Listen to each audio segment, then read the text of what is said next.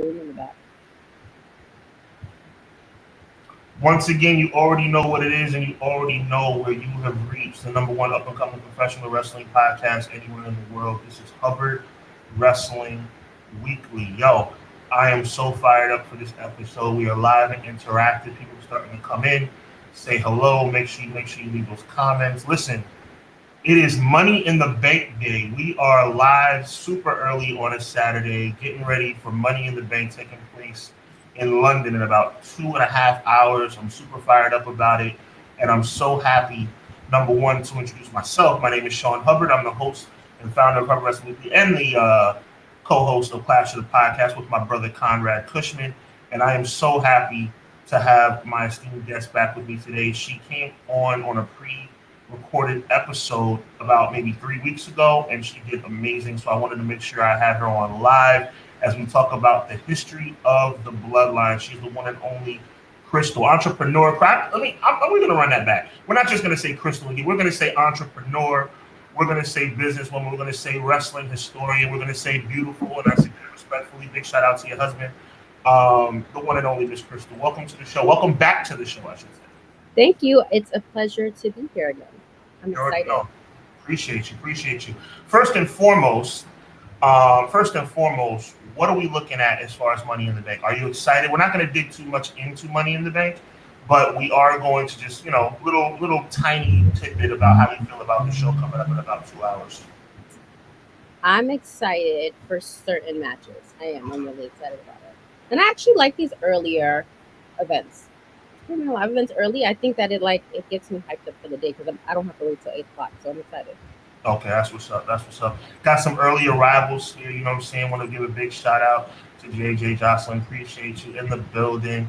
Very loyal listener of Clash of the Podcast, made her way over to Hubbard Wrestling Weekly. I appreciate you, my sister. Thank you so much.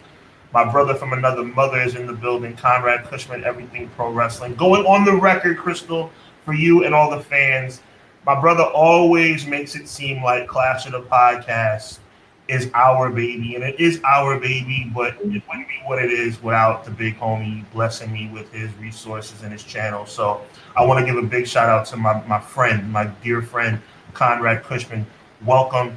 Thank you for being here. Once again, JJ, welcome. We're going to kind of get started and have some more comments start rolling in. Listen. Oh boy, 3 years in the making. We stand on the doorstep of what could be an epic change in direction for the Usos, for Solo Sikoa, for Wise Man Paul Heyman, and for the WWE's undisputed Universal Champion Roman Reigns. Listen, it's been a long road. We're going to get started. We're going to go all the way back, okay? I want you to give me your recollection of just your feelings as Roman Reigns became the Universal Champion after his about 5-month hiatus during COVID. How did you feel when he first came back? Well, the first time we saw him back was with Heyman, right, signing the contract. So for me, it was a little, but as soon as I saw him come down the ramp, I realized it was the shout out to the Street Profits, by the way. Shout out to the Street Profits. Correct. As soon as I seen him come down the ramp, I knew it was a completely new person, a completely new attitude, and it excited me, and I appreciated it. Absolutely. Because it wasn't something that WWE was pushing. You can tell he was in his own lane, and for me, that it was evident as soon as that happened. Agreed. I guess the thing for me is he came back with the Wreck Everyone and Leave shirt. I mean, you knew it was different. He came back with the full beard compared to the goatee that he was rocking before. We all see this happen. Jack Perry, Jungle Boy Jack Perry, this past week on Dynamite came out with the hair pulled back and the sunglasses, looking like his dad, God rest his soul, to signify the change in attitude, right? So Roman Reigns came back in 2020 with a change in attitude, which obviously constituted itself in a little bit of a change in look, right? But we all know that the real thing that kind of took it over the top was Well, again, he came back at SummerSlam when we were still in the Thunderdome, which, by the way, I hated the Thunderdome, but I know they really didn't have a choice. I get that. But so SummerSlam, he attacked, Bray Wyatt. Payback rolls around a couple weeks later. Yeah. The thing is, though, he aligns himself with Paul Heyman. And we all know what Paul Heyman represents. So this is the embryonic stage of what we now know to be the Bloodline. This is the embryonic stage of what we now know to be the biggest faction in the industry over the past probably 20 years. When Roman Reigns reveals that he's now aligned with Paul Heyman, previously he had only been aligned exclusively with Brock Lesnar. What are your thoughts with that? Correct. I like the change. Mm-hmm. I feel like anyone with Paul Heyman does not have to speak. So the difference in this is Roman's promos with Paul elevated him, right? So for me, when I first saw him align with Paul, I'm like, oh, he's not going to speak. He's not going to. To me, I thought it scared me for a second, but I feel like those two together, in my personal opinion, is better than Heyman and Brock. Like there's something that's a connection. What you're saying is crazy. Not in what you're saying is not that saying it's wrong, but crazy in theory as it relates to like Brock and Paul Heyman have had a massively successful history for the past 20, and you still feel like that dynamic with Roman? I absolutely do, because here's the thing: do you have more memories with Brock and Heyman, or the magic that Heyman and Roman have put together? For me, it's more memorable with Roman and with Heyman. Okay. Even when and I'm fast forwarding, even when Roman attacked Heyman, it was still like something you can remember. Like for me, there's things that together, yes, Heyman and Brock, of course, they made history.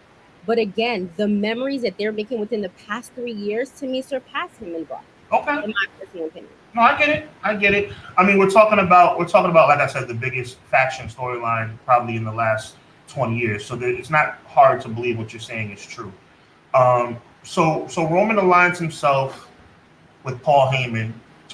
Real quick, big shout out to LeGoat. Appreciate you, my G. Thank you so much for being here. Kellyanne, thank you so much for being here. Good afternoon to you. Sissy. Happy Money in the Bank Day. You know what I'm saying? We really appreciate you being here. LeGoat talking about how Paul Heyman represents slime. That's kind of true. I wouldn't call Roman Reigns slime, but I definitely feel you, my G. And of course, the always controversial, Positively E. Yo, I'm going to tell you something, Crystal. Me and Positively E didn't always get along, but we have learned to respect each other so much. We realize that we have differing opinions on some things, but that's a good dude right there, man. Good dude. Big shout out to Conrad once again. So the bottom line is, I'm assuming Kellyanne Charles is a friend of yours? That's my sister. Oh, what's up? Big shout out to sis. Yeah. Welcome to Hubbard Wrestling Weekly. You know what I'm saying? We're so happy to have you. Big shout out to you. Okay, so Paul Heyman aligns himself with Roman Reigns, or I should say Roman Reigns aligns himself with Paul Heyman. He ends up winning the title at Payback, and he's been the champion ever since. Before we get into the Usos becoming involved, before we get into Solo and obviously Sami Zayn for a short time, let's just think about the historical significance of Roman Reigns' title reign. Okay. He is now surpassed into the realm of being the 5th longest reigning champion in the history of the company. I mean, it's insane. We're talking about Pedro freaking Morales. Bruno Sammartino, yes. Correct. Exactly. You know, the only people he has to take down right now, I mean, it's still kind of a tough road to hoe. I don't think it's going to happen, but Hogan's another maybe 3 or 4 months, if I'm not mistaken. Forgive me if my math is off, but the bottom line is Bruno Sammartino, we're talking about another 1.5 years. So that's kind of I don't think it's going to happen. Exactly. But even so, the 5th longest reigning championship in the history of the company. I mean, tell me I don't even know what to say. It's mind-blowing even just to say it out loud. It's memorable. and it's history right in front of our eyes. It's not boring. Every week to me is something new. I have not been this interested in wrestling in a very long time. Lies. Lies. You are a lifelonger. You can't tell me this is I'm a lifelonger because I'm dedicated. okay. Okay. But the passion of it and me saying, I want to watch this whole, you see what I'm saying? I want to watch every week play by play what's going on. Like, we already know we already knew this wasn't going to last forever, but I'm like grasping at this. Like, is it going to happen this week? Is it going to happen this week? What's going to happen? Like, to me, every storyline that's coming into it, I'm glued on. That hasn't happened for me in a very long time. A very long time. Like, I remember the things that happened within the past 3 years, and I can tell you basically like, oh, it's around October 2022 that this happened. That's not something that I'm doing as of late. Okay. So WWE has me hooked. I respect like, it has me hooked. Even last night, I wasn't home. I came home at 5 to watch SmackDown.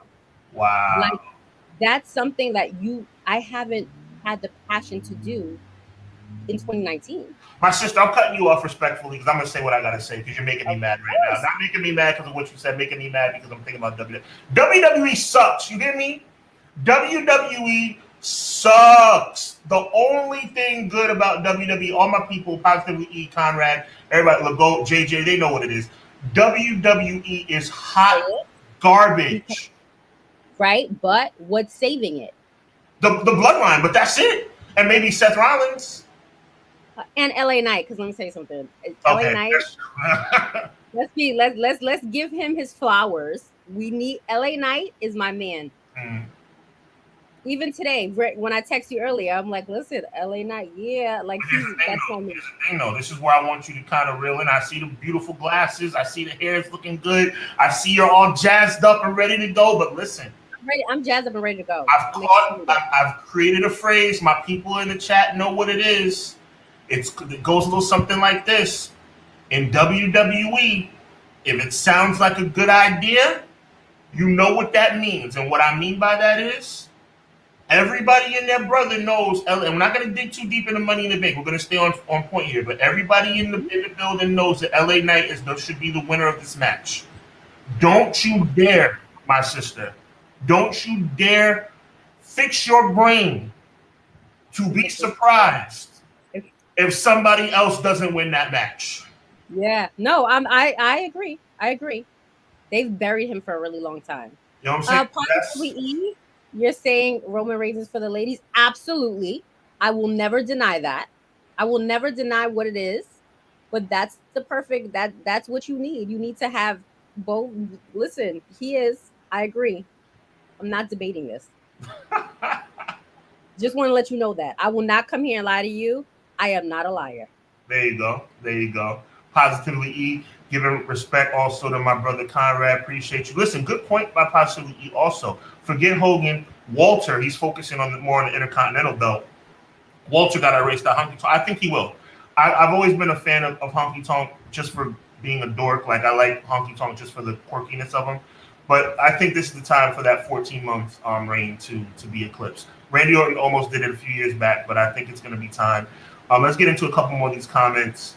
Positively E, like I said, my brother Positively E and I disagree on a lot, but he and I have been on the same page a lot. WWE is trash. You know what I'm saying? Bloodline, basically, you saw how the Bloodline saving the entire company right now from a storyline perspective. Yeah, Positively E, feeling you. You know what I'm saying? That's why I wanted to have you on live. I knew the people would talk back to you, Crystal. I knew. Let me tell y'all something, man. Let me tell y'all something. We got a little bit of time. I'm going to make sure we get us out of here by the time the pre-show starts for Money in the Bank. But I wanted my friend. I'm going on my friend for over a decade, partying, having fun. Very classy lady. Her husband's a great guy. Always made sure I was safe. All this good stuff. Had no idea she was such a wrestling fan. She was such a hit on the last show that we did. Had to bring her back. I knew the people would talk to her. Legault saying WWE WWE Bloodline is carrying 100%. 100%. JJ, another young lady that's totally on the ball when it comes to her opinions about pro wrestling. I was excited when Roman won. She's talking back about Payback. Right. Now I'm bored. Oh, okay. I need variety to keep me interested, and I'm going on 3 years. I agree. We're talking about that on Clash of the Podcast. Clash of the Podcast every Monday night, 6:05. Conrad Cushman and Sean Hubbard. Make sure you tune in. We were talking about on Clash of the Podcast how, let's touch on this a little bit. Are you bored with the Bloodline yet? It doesn't sound like you're bored yet. I'm not bored yet, but I feel like with the NOYE family being so big, they could have added a little more spice to it. But I'm not bored. I will tell you, I'm honestly not bored. And when they added Sami Zayn, I was all for it. So um, I think that they needed somebody to have longevity in a title reign, and Roman was the right one to do it because before that WWE, everyone was switching titles like people change their underwear, and it was they need some type of longevity, and I think that's why it was so good in the 80s because you knew almost like how are you going to beat this person. It became interesting again. So it's like WrestleMania to WrestleMania, Crystal. You're right. Right. Yeah, no. So that's what I'm saying. Like now it's like it's bringing back a little bit of the old to say, okay, how are we going to beat this person? Like now it's becoming like a thing where it's like, who's going to do it? Can it be the next person? There hasn't been that in a very long time. So they and I felt like when they got to a certain point, they had to make it like 1,000 days a stretch. It has to be a stretch. Like so for me, I'm not bored with it, and I feel like they needed some type of stability because there was none before. I feel you. I feel you. Let's get into a couple more of these comments and we'll move forward. M. Leezy for Sheezy in the building. Good afternoon to you, my friend. Yeah, that's what I call him. M. Leezy for Sheezy. I appreciate you, my G. Thank you for being here. Roman was it in the beginning, and Mr. JJ knew it. She's talking about her husband. She's basically saying that her husband knew that Roman was it. I guess. But she's saying now he's boring. Okay, so she's over it. Okay, JJ, I hear you. Positively E says WWE hurt my feelings. Even trying. Just give me. I mean, I think that's everybody's life, right? Just give me what I want. We would all want that. Everybody wants to just get what they want. I love it. I love it. M. Leezy says, "Oh my God, more money in the bit." No way. If that rumor pitch happens today, that will be insane about Charlotte being included in Money in the. Bruh. I haven't heard that. Yo, Crystal, just to put you on, Matt Lopez always has the scoops. He's a good researcher, and I guess somewhere through the grapevine, he's heard about a rumor of Charlotte being included in Money in the. Bruh.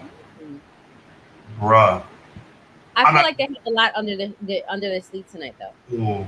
Okay, let's get back into this. So Roman's the world champion, the Universal champion, excuse me, and almost immediately the WWE Championship becomes like a little bit of a secondary thought. At that time, if you remember, it was kind of going back and forth, flip-flopping between Drew McIntyre and Randy Orton.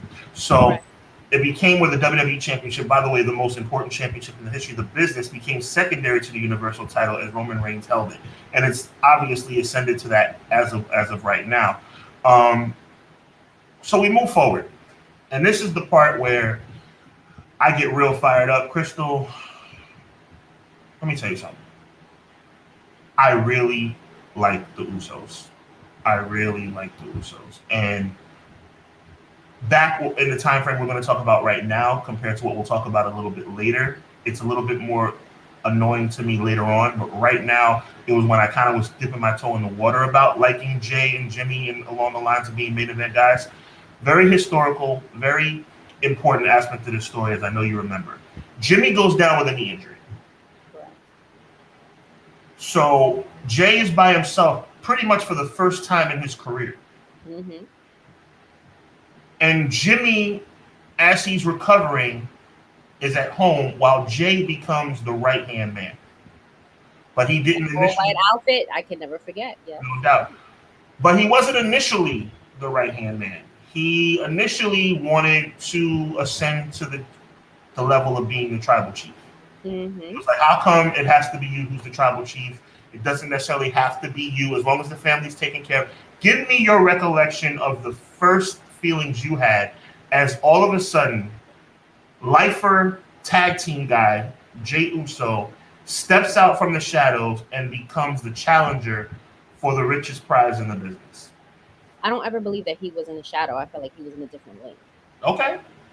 I didn't think that he was ready, but it showed me effort. Like I felt like there was effort and there was determination from him. And I don't know if you remember, but WWE did like a little documentary on him right before that with his family, how he was raised. That's what really hooked me in to understand what that storyline was. I don't feel like they went deep enough into it, but that documentary did go deep into it. And that's what had me rooting for him with the determination of it. But I do not think he was in the shadows. He was in a different lane. He was a tag team.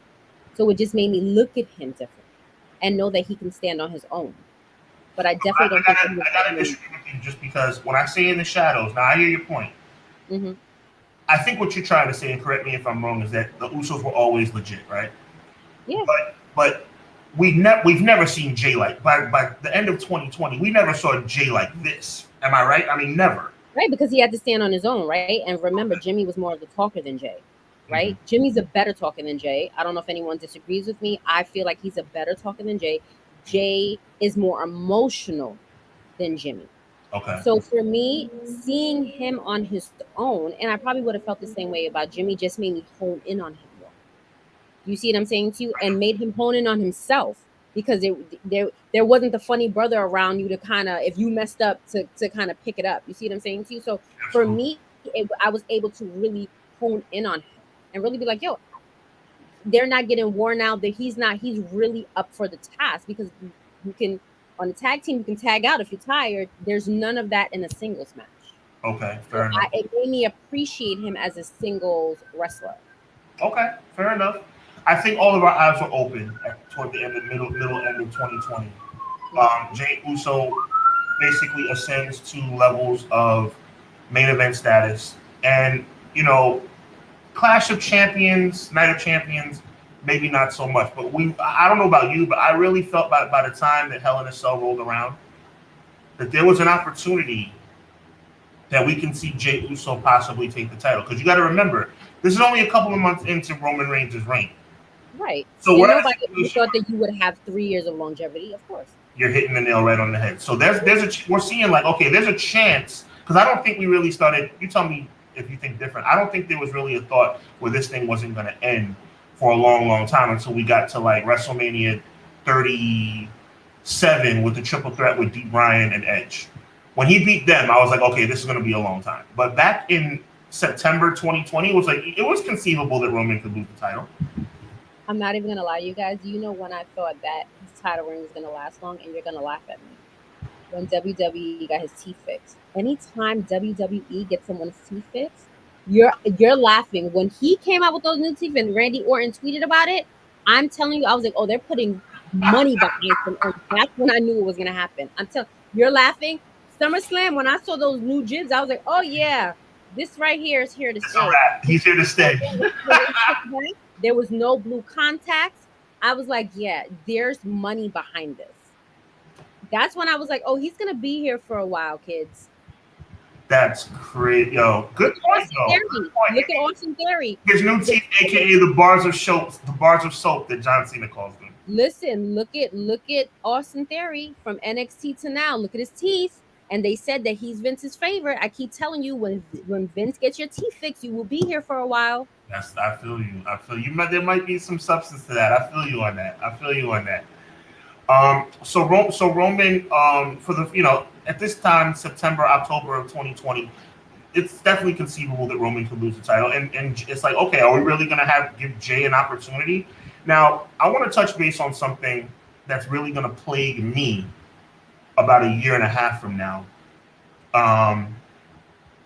My boy Conrad Cushman, Everything Pro Wrestling, has really, I don't want to say he's brought me back down to earth, but I am really passionate about the Usos. And really passionate that I believe that they both should be in the conversation to be world champion. But Conrad brought in some real life. JJ's heard this, Legault, possibly EML. Jay and Jimmy have had some legal issues. So Conrad's thought, and I want to get your touch base with you and your thoughts on this. Conrad's belief is the reason why I'm never going to get my wish, which is to see one of the Usos as world champion, is because WWE doesn't quite trust them yet. I agree wholeheartedly. The legal issues were not that far behind. Remember, I think that prevented them from going to the Middle East at one time. And you have to understand what kind of legal. It's like DWIs, it's stuff like that. Like they're not. It's not a trustworthy thing. Think about Duggan and Sheik when they got caught with the Pope. Like again, even though there's no more real kayfabe, they have to protect the industry. You cannot put a belt on somebody with something that with pending cases and this, that, and the third. Because what's to say you don't go out and celebrate your win, and all of a sudden you just slip back into the same thing that you did, and you still have these pending things. Like, and I don't think that it's only been once. You can correct me if I'm wrong. I think that it's happened more than once. So my thing is, it's not. I don't feel like yet they can trust them. I hate it. I hate it. Do you agree? You can hate it. You can hate it all day, but do you agree? Not after a 300+ day World Tag Team title reign. I mean, we'll get to that. I just wanted to kind of tease that for a little bit later, but not after a 300-day title reign. But let's stay on track. We're gonna get into that because Jay's best days. Really have a track? I don't think we have a track. I feel like we're just gonna jump around on this. Okay. We have a track. We're moving around, but we have a track. We're gonna go through this in chronological order, but Jay's best days are ahead of him. So let's focus right here. Jay is ascending to main event status. He ends up losing at He ends up losing at Night of Champions, and he ends up losing at Hell in a Cell because he saves his brother from getting choked out by Roman. This is when we really knew for the first time that Roman was ruthless. That Roman would, this wasn't just about being tribal chief and trying to be there for the family. He would beat the crap out of you whether you're blood or not because I'm the tribal chief. And we saw the Wild Samoans and the ancestors come out and basically crown him with the lei, ascending him to the level of tribal chief. So now, he's a tribal chief. And that also taught me that he can hold his own with talking, right? Mm-hmm. Because remember, he was holding Jay's head and he was talking to him like, give up. This is like you made him feel like, oh, this is a real narcissist here. Like this is not only this is his character, this is him, right? This is who he is. And that's what, so for me, that I drank the Kool-Aid. Like I was like, oh, why didn't they do this with him before? Like this is like, I can feel this. And then when the twins fell in line with him, I'm like, this makes perfect sense. They are all born in 85. He is the oldest. This storyline works because it's basically the truth. But Jimmy, Jay didn't fall in line at first. We know that because that's why they fought twice for the title. And then eventually Jimmy comes back. Jimmy's healed. And Jimmy's like, yo, bro, talking to his twin, like, why are you taking this crap from this dude? You know what I'm saying? He's not the tribal chief. Like, who says he's the tribal? Just because he says he's the tribal chief, that doesn't make him the tribal chief. And Jay is like, listen, I tried to whip his tail. It didn't work twice. I might as well fall in line. You know what I'm saying? And then Jimmy and Jay pretty much decide, Crystal, what do they decide? They decide, listen, it's time to think, refocus, and time to get back the World Tag Team Championship. Man, and it starts the longest tag team championship reign in the history of the business. Tell me about the Usos. Tell me about this world championship reign. Tell me about your feeling about the team that I have officially now deemed the greatest team, and I'm talking about Hart Foundation Demolition. That's hard for me because I'm an old school guy. The greatest tag team ever. I don't agree with. I don't. Go ahead. Continue. Okay, no, the greatest tag team ever. Like they're so valid in my book. I believe they're top 5. Okay. I'm not there with the greatest yet. Okay. I don't want the time that they've been tag team champions to me hover over the greatest. I don't think that the great. I want to say they're in the top 3. I believe that they're in the top 3. Now you went from top 5 to top 3 pretty fast, so you might as well just keep going. No, I'm not keeping going. I'm just saying. I can't do it. I can't do it. I mean, do you put New Day at least in your top 10? You guys are gonna hate me to say this. They annoy me so bad that really? I think I can't. You know what it is? Like WWE Why are black people always dancing, hopping around? I can't, like, that Don't get me bothers me. started. Don't That get me bothers started. me. Every black team is dancing to the thing. There's a theme. No, that to me knocked it out the box, and not because of their skill. That honestly bothers me. Like I feel like ever since Coco Beware, people like JYD, everybody has to black people have to dance to the ring. Bianca, I'm I'm a good. I'm a black man. I'm a black man. I know exactly what you're talking about. I know exactly how you feel. Um, I've talked about this many times, Conrad and I. The complete disrespect for African American people of color in the industry. You know, Kofi's losing to Brock Lesnar in 9 seconds. Bianca losing to Becky Lynch at SummerSlam in 10 to 15 seconds. Right. You know, the dancing, the shucking and jiving. I listen. Don't get me And they're started. all coming to the ring smiling and dancing and we're not here for the skits. Like I'm over it. So I think that I've never even honestly paid attention to them because of that. The Street Profits I really like, Mhm. but I think they made their gimmick into their own, and it doesn't feel fake to me. You see what I'm saying to you? Like I might see a red solo cup at of course, at a barbecue. You drink what, like, so for me, and I think that they're beasts, right? But I don't use I can't. Let's get into a couple more of these comments. JJ's over here laughing, having a good time. She says Charlotte raises everyone's blood pressure. That's true. If Charlotte's in the Money in the Bank, I mean, it's time to throw in the daggone towel. Well, Um, listen, you know how I feel about Charlotte. I love her, so I'm gonna have to yeah, disagree. well, you're in the minority, my sister. You I are in know, the but we minority. discussed that. We discussed that, and I'm okay to stand on the lane of my own. I love Charlotte. That's what's I up. don't like Charlotte as a face. I love her as a heel. Well, right now she's a corny tweener, and I Corny. don't need it. I hate it. I hate it. I hate it. She's a tweener. Possibly E says Hub live by. No, that's not me. That's not That's you. Got to me. be That's Chris. me. I'm That's sorry, pretty E. cool. That's me. It's all good. I live on a very busy block. Oh my god! Oh my god! Are we counting Booker T tap dancing on this pod? Yeah, we're counting that. So I love. I'm counting all of it. I'm Yeah, counting all of it. I'm for real. tired of it. Just It's a because we lot. have rhythm, we have to dance. That's a fact. Listen, That's a okay? fact. I'm over it. But the reason I brought up the New Day is because that's been the Usos' number one rival over the past 3 or 4 years, and they've ascended everybody. Rated RKO, New Day, the Brawling Brutes, the Street Profits, the Ray and Dominic. Street Profits and Usos, I like to see them together, but here's the thing. I felt like their ride, it was just like it was a continuous thing. Like it was always meeting at the same time. Like I was like, am I gonna watch this match again? I feel like I'm in the groundhog's day. But I feel like they were adequately paired, and I also feel like Randy Orton and Homeboy that annoys me, they were a good match too. I don't like Riddle either. He's challenging for the Intercontinental Championship today, by the way. Riddle needs to stay out of Riddle needs to stay out of rehab long enough because he can do some certain stuff.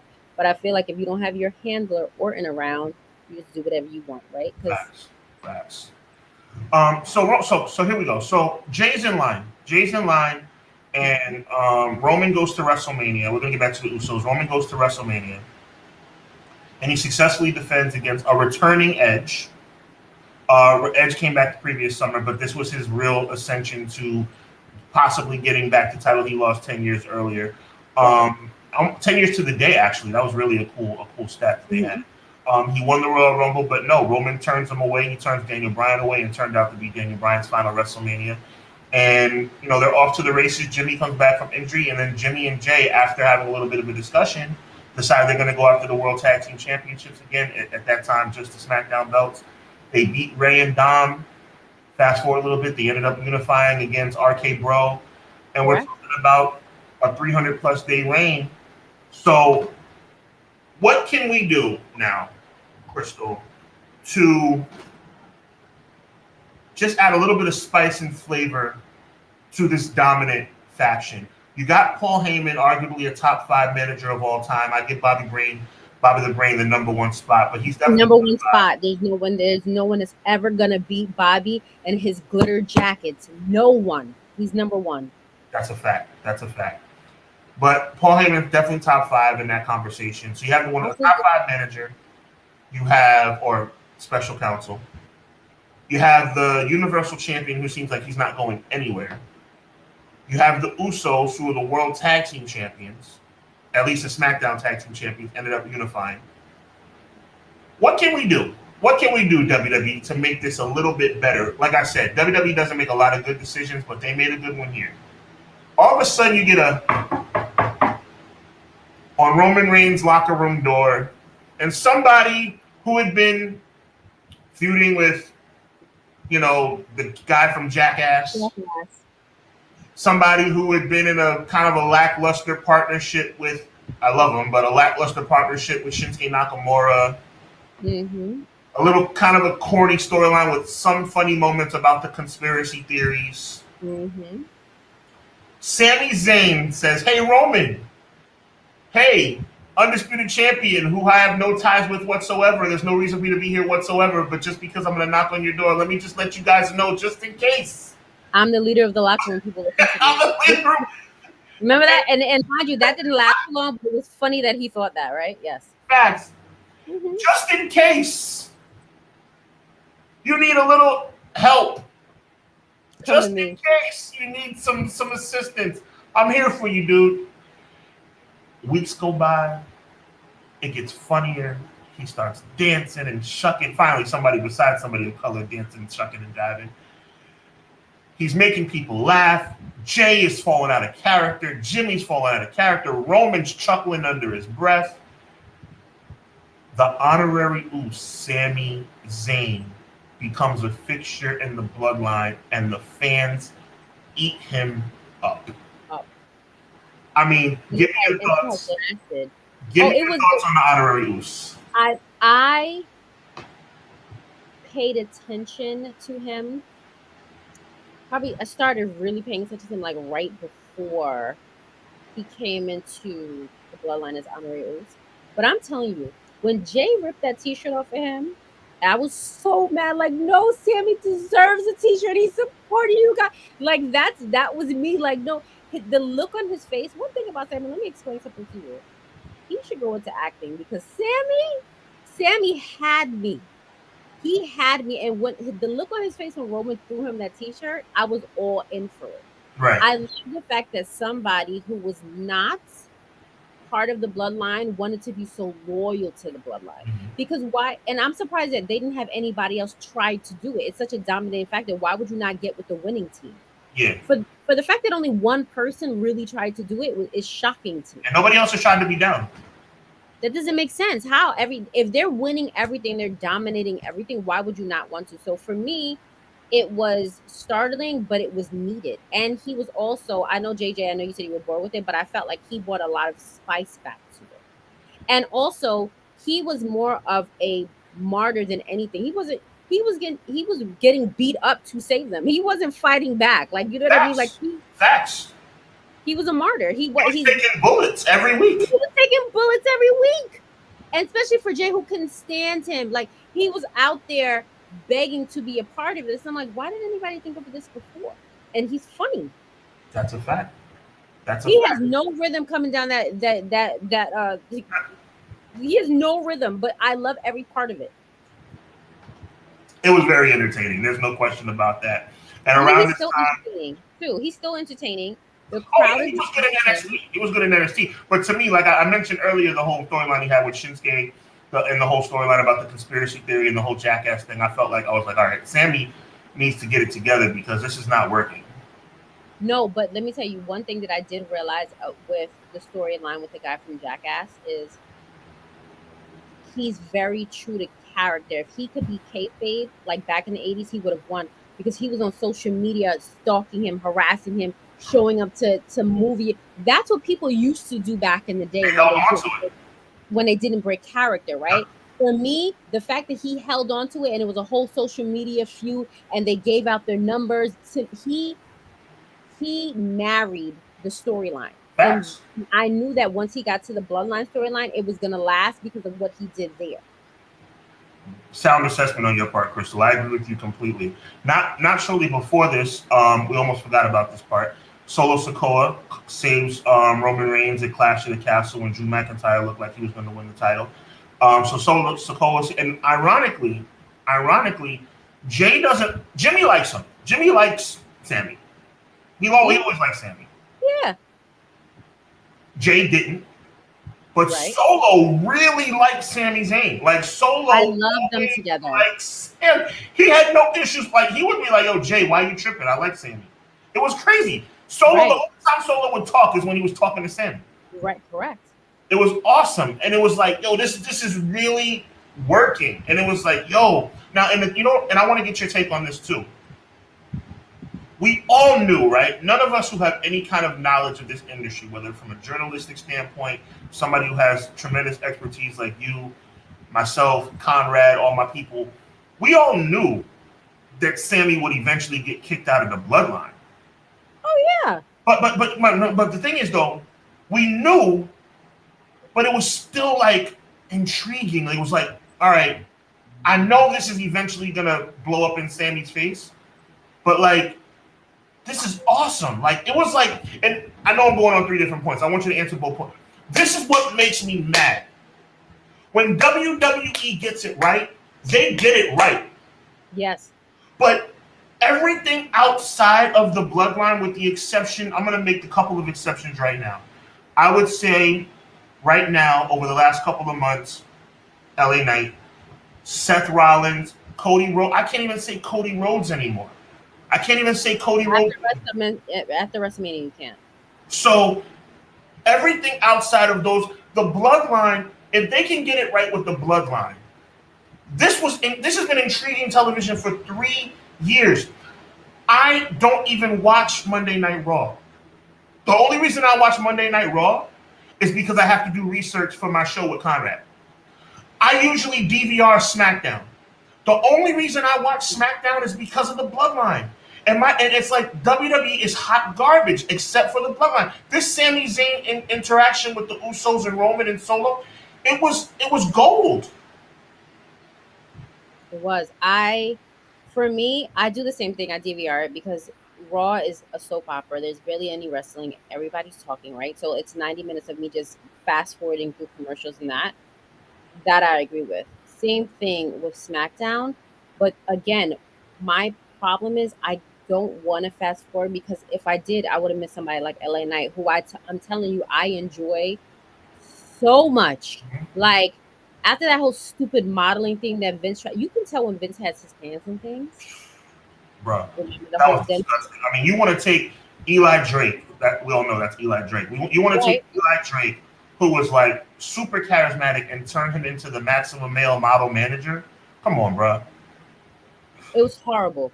But when I enjoy him so, and they were burying him for a moment. But what I do realize now is that WWE, and maybe it's just Hunter, is listening to the crowds, because even when they were burying LA Knight, the crowd was still behind him. They remember. Of course. And it's like, even with Seth, like, people may not like Seth, and Seth, this character for Seth is it. It is it. Ooh. I love it. I'm going to interrupt for a very strong purpose. Conrad, my co-host, my brother, he and you would probably debate for an hour about this. We cannot stand the currently constituted Seth Rollins. He hates the character. It's like New Age to me, Randy Savage. Like, I love it. Yes. Opulence. Give it to me. I want all of it. I want more of it. He has a black stylist. Okay. Do you see when he came out? Understand that he is a visionary and a revolutionary. Daggone it. I love him. I don't know if I want to see him wrestle or if I want to take his wardrobe. And the fact that he can perform the way he does, give it to me. I'm all for Seth. Yes. Finally, somebody. Come on, Conrad, get yourself together, brother. Get yourself together, Conrad. He's the only good thing to watch on Monday nights. That's the only. He really is. He really is. All right, so Sami's in the fold. Eric, now this is where at this stage, we're talking about maybe like summer,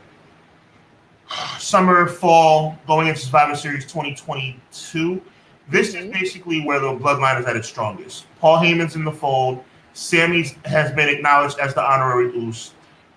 We all know that at Survivor Series, Jay finally embraces Sami when he shows his allegiance. Jimmy's always. Did I say Jimmy? I meant to say Jay. Jay finally acknowledges. No pun intended. Sami is the honorary Uso because Sami showed his loyalty by kicking Kevin Owens. Jimmy's always been cool. Solo is cool, silent but violent, and Roman's the tribal chief. This is, I'd say, Survivor Series 2022. We have the Bloodline at its strongest and best. Right, but you know what, too? I feel like one thing that bothered me between Jay and Sami was if you're falling in line with what Roman is saying, why did Sami have to prove it to you, Jay? Facts. You're the right-hand man. You're not the tribal chief. And that was annoying me at that point. And I wasn't really with it because I'm like, okay, well, where do you stand? Because you keep saying, tribal chief, this, but you're not. Why does he have to prove anything to you? Like that wasn't your decision. But, and if but from Jay's perspective, obviously we're very educated fans. We know this is storyline, right? So from a storyline perspective, Jay's like, you're not blood. So his logic was you're not blood. So that's the reason why he felt that way. Correct. But also Heyman is not family, and they went with whatever Heyman said too. So my whole thing is you should have been questioning Heyman from the bitter beginning, not now. True. You see what I'm saying to you? So if it's good for the goose, it's good for the gander. So my issue was you're not questioning Heyman. And mind you, remember, Heyman went to Brock, came back. They welcomed him with open arms, but you're giving Sami a hard time, and there was nothing. Like, he never gave you anything to question? Touche. By this time, Roman Reigns is the undisputed champion. He had beaten Brock Lesnar to unify the WWE Universal titles the previous WrestleMania in 2022. Now we fast forward to Survivor Series. They're at their strongest. Let's stop right there for a second and get to some comments because they're flowing in. I told you they love you, Chris. They love you. All right. So, JJ, let's get back to that tag team conversation. We're talking about tag team shucking and jiving. So what does Hit Row need to do? Because people don't want them on TV. I never liked them since NXT. They need to leave. Sorry. I was gonna say they need to hope that Swerve Strickland comes back, but Swerve Strickland is very much entrenched in his contract in AEW. We all know now that Swerve Strickland was the founding force behind the Hit Row, and without him, they are really they're really struggling. I was happy to see Triple H brought them back after Vince fired them, but it hasn't been the same since Top Dollar tried to go over the top rope and bumbled himself. There's no rapping. Here we go, rapping and performing. Listen, they're not good. I feel you. I mean, Swerve Strickland, like you said, Swerve Strickland's in another company. It's just not going to work without him. And he's not coming back right now. Like, they need to leave. Conrad says, talking about the New Day, where's Woods been? Woods, in my mind, has been healthy. I don't. Xavier. He's injured. I don't think Xavier Woods is injured. Kofi's injured. Kofi's injured, right. Kofi's injured. Woods is healthy. Maybe, you know what, Conrad? Maybe, and Crystal, please give me your 2 cents on this. Maybe Woods is being exposed as not being able to survive without E and Kofi. Because when E was out, Kofi was there. When Kofi was out, E was there. But this is the first time they're both off the scene. And, Xavier Woods is by himself. So yeah. Positively E. New Day does their own thing. Street Profits feel a little modern. Crime Time without the. I like the Crime Time reference. A little bit updated of a Crime Time swag. I agree. What do you think? Yeah, I agree. Riddle is really tough. Lagoat says. He says, I respect when he said, if people want to fight me, let them fight me. I think that's in reference to the issue he had with Goldberg. I agree. He was not going to back down from Goldberg. Shout out to Goldberg in a very negative way. I can't stand him because he ended Bret Hart's career. Your thoughts on Goldberg? Yeah. There you go. On the same page. Bloodline commentary from my brother Conrad. Is the Bloodline storyline over? Mega Power storyline? Oh, my favorite storyline in the history of the business. Really? Think. You know what? Sex sells, and in a very classy way, in the 80s, sex sold. It was obviously it wasn't raunchy, which is why I respect it. It wasn't nasty, that's why I respect it. But it was always the undertow of is essentially is Hogan trying to steal Elizabeth away from Savage. That was essentially the. It was done in a way in the 80s that was not raunchy, not ugly, which is why I can respect the way they put it together. But the bottom line is, like, if we were at home talking by ourselves, the conversation is Hogan trying to smash Elizabeth? That was the whole crux of the storyline. And then it doesn't hurt that you have Hogan and Savage, the two best wrestlers in the world. But here we go again. Art imitating life, because remember, if you look at any documentaries with Elizabeth and Randy, that's who he was in real life. So that's why it was probably your favorite, because it worked and that's who he was. So what do you give the nod? Do you give the 3-year run of the 3 years, by the way, 3 years and counting? We don't know what's going to happen today. Correct. The Bloodline storyline or the Mega Power storyline? The Mega Power, just to give some historical context, the Mega Powers originally got together in the fall of '87, the early fall of '87. That was the first Mega Power handshake when Hogan saved Macho. Exactly.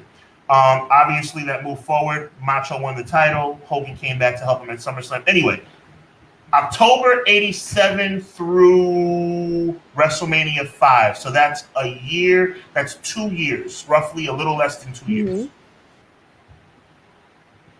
Because of nostalgia purposes, I'm going to say Mega Powers. Okay. For nostalgia purposes, but I also feel like I may have to get back to you guys because I have to see what happens today. Okay, that's fair. And it's not going to just end today, because this is going to lead to SummerSlam some kind of way. Oh, let me tell you something. Let's be very honest. This is WrestleMania 40 is around the corner. Facts. This is going to last till then. I do not think that Roman's going to lose this title at all. I think that he will lose it after WrestleMania 40, because I feel like WrestleMania 40 is going to be him and The Rock. So I think that ship is not. I don't think that it's going to sail, because he's not going to leave his family. If that's one thing he's going to do, is going to come through with them. I don't ever think he's ever not done it. I think that Rock's not going to show up in his backyard of Hollywood, but he's going to show up in Philly.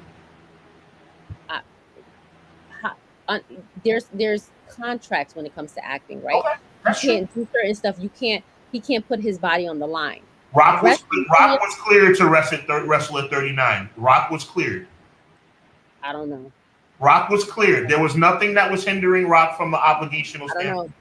It confused me when he didn't show up for his 25th anniversary in I think it was for Survivor Series, but it was before the Royal. I know what you're talking about, for the Royal Rumble. That was supposed to be the night. The original plan. Me and Conrad were following this. We were going to run it for our show.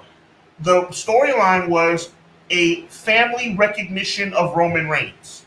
That was the announcement on the previous SmackDown. Yes, correct. They announced on the website, like on Saturday, that it was changed to the trial of Sami Zayn.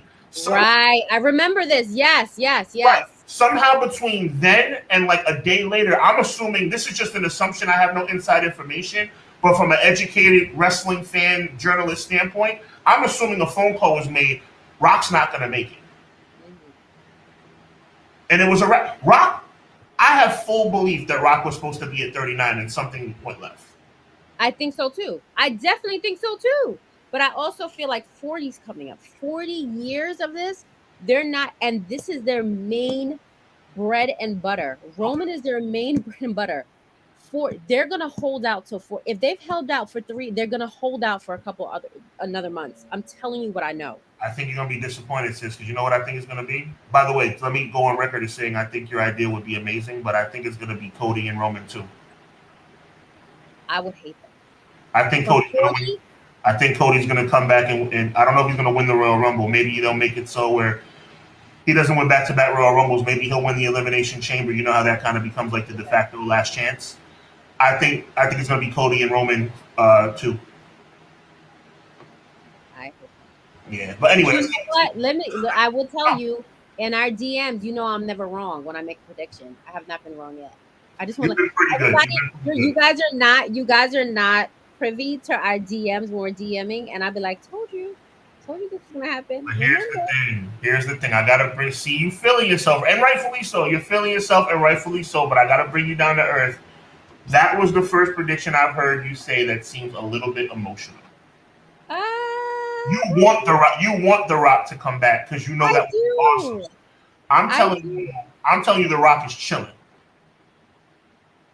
He doesn't need to come back. Of course he's chilling. That man got like, more money than God. Like, of course he's chilling. You know what I'm saying? And you know he loves buying people cars or houses. Listen, we know he's chilling. What I'm saying is, I do feel like he feels like he has some obligation to the WWE. If he had an obligation, see, now you're getting to see me how I act on Monday nights. If he felt like he had an obligation, he would have been at 39. He would have been at 38. He would have been at 37. Let me tell you something, Crystal, okay? Because now you got me pissed off. Let me tell you something. Never act. Don't let your emotions supersede your rational thinking. I'm so sick of, you're not alone. I am so sick of people talking about Rock's dedication to the business. Rock loves the business. Rock is so. You're tired. Business. You're tired of him saying it. Let me finish. You would make a way to show up at least once a year. You're telling me that you can't figure out how to make yourself available one day a year? Yeah, but give me a break. Give me a break. You're acting like a tourist, and I'm a tourist, you're a tourist, and he's a tourist. Don't act like a typical tourist. That's what you're doing right now. I'm speaking the truth. You're telling me Rock can't figure it out? How long has it been? You tell me, how long has it been? I agree. It's been a long time. But we'll see. I hope you're right. For the record, let me go on the record and say I hope you're right. M. Leezy Fashizi says Bloodline over Mega Powers. He believes Bloodline over Mega Powers. He's not sure, but it's kind of. I think he's saying it's a toss-up. Yeah. JJ, Sammy got me watching for 4 weeks total, and I went back to reading tweets. So I guess Sammy engaged Jocelyn. That's what's up. Mm-hmm. Positively E. Riddle is talking about the Riddle conversation. Riddle is a joke. His bad habits left him nowhere but to go. That's a fact. That's a good point, brother. And I don't know if he's learned from his bad habits. He just came back from rehab, right? So like, touche. Back in a big spotlight. He's gonna lose today, but at least he's back in the spotlight. Riddle could have went. Conrad says Riddle could have went to New Japan Pro Wrestling before he got might have been a good fit. He's more of a shoot guy anyway. I agree. Big shout out to McKinney in the building. McKinney, that's my dog. He always sends me good DMs and gives good information. He says here, I'm here to talk about wrestling and say have a safe holiday. Let's go. I appreciate you, my G. I appreciate you very much. It's not a holiday for me. I celebrate Juneteenth, but have a happy day off. No doubt. Conrad says, yeah. Give a shout out to McKinney, no doubt. McKinney has some takes on this thing. They took Solo's voice after he told Jay he was tripping and told Sammy to join him at ringside. I remember that backstage segment at SmackDown. Then they took the NA title, the North American title, away. He's the enforcer appointed by the High Chief. And you know what the cool part? That's a good point that McKinney makes. You remember how Roman said that even though the elders appointed Solo as the enforcer, that Roman still had to give his okay, like almost like Roman was, his word was more important than the High Chiefs. And again, that goes to the narcissist timeline of it. And he just mentioned it last night about, I know people think of a narcissist and that's what I'm saying. There needs to be somebody, and I don't know why they haven't stepped in as yet. Mm-hmm. There needs to be the elders that stop them. And it needs to be not one elder, not two, but a couple of them that are coming in to say, this now needs to be stopped. And I feel like if they added that to the storyline, this would then be golden. And then for them to say, there's no one that can stop him, and there needs to be one more, that would be The Rock, and then he loses. That's where I see WrestleMania 40 going, but I could be wrong. I'm going on the record as saying I hope you're right. I just don't see how. I hope I'm wrong. I hope Rock shows up a couple weeks before WrestleMania, Royal Rumble, whatever. I hope he loses, right? He's not going and he's not going to win the title, right? Let's be very clear. Yeah, but I feel like it needs to be one of those. This man cannot be stopped. It's not Solo. It's not Jay. It's not Jay. Like, he's now out of control. We gave him this title. We did everything we're supposed to do, and now we've created a monster. And now there's Paul in his ear. There's this and that. He's very, very he's very, what's the word I'm looking for? He's very possessive over Paul. You see what I'm saying to you? He's like, listen, that's not your special, that's mine. Like, you Wise know what I man. mean? Like, and Paul keeps saying what he's doing for the family. It needs to be like, we created this, and now it's not. This is not what family is about. Because Absolutely. the twins are saying it to him, he doesn't care. You see what I'm saying to you? So now it's like, I don't care who, I don't care if my father says it. I don't care if my uncle says it. Like, it needs to be the narcissism of that to get us to WrestleMania 40. Absolutely. Absolutely. Legault's laughing. I'm talking about Gomez McMahon. I know, right? Such a weird looking guy these days. Conrad finds that hysterical, as do I. McKinney with another good point coming up. Last night, the people at the WWE know who needs to win Money in the Bank. Even though Logan Paul would put more eyes on the product, the fans feel that they want LA Knight. 100 No, you have to say his name the proper way. LA Knight. Yeah. Facts. But McKinney, you know me, bro. You know me. LA Knight winning Money in the Bank. That sounds like a good idea. You know what that means. I'm gonna just leave it at that. Yeah, and I don't think that Logan Paul, he's here for a good time, not a long time. So I feel like him making a couple appearances every couple of months, spicing it up is great. But Fact. for him, I don't think him winning, he already wrestled Roman. Like, you know what I mean? Like, he's here to spice stuff up some time to time. Conrad, I'm gonna mess with Conrad. Conrad's trying to clarify his stance on Seth Rollins. So I'm gonna do it with a little bit of sarcasm because he knows how I feel. So he says Seth Rollins is a great wrestler, but what's the character? How did we get? Conrad's perspective is that this whole and the drip god and all that stuff. He's like, it doesn't make any sense. I'm like, Have to, it's working. Who cares? Who cares? Randy Savage on ecstasy, and Randy Savage already looked like he was on ecstasy. We love him. Give me more of him. Let's go. I love it.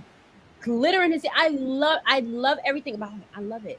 But listen, I love the maniacal laugh and all of it. But listen, we got to acknowledge. See, Conrad's not alone. McKinney says tone it down. All the Joker laughing, but I think okay. So he's half and half. Yeah, he's half and half. No, I love it. I love the joke. I love all of it because it's like even when he was in the ring the other day with the guy from Judgment Day, Finn, and he started laughing in his face. For me, that laugh is like your joke. Like, I'm gonna get into the ring and I'm gonna smash you. Same with the Joker. He was all smiles, but he was nothing to play with. So that when I hear that, I think for me it's like an insult. Like, you ever been talking to somebody and they start laughing at you, you're insulted by the laugh. You see what I'm saying to you? It's nothing funny about Seth Rollins. He's pretty and he's very ugly, okay? I am Team Seth Rollins all he said.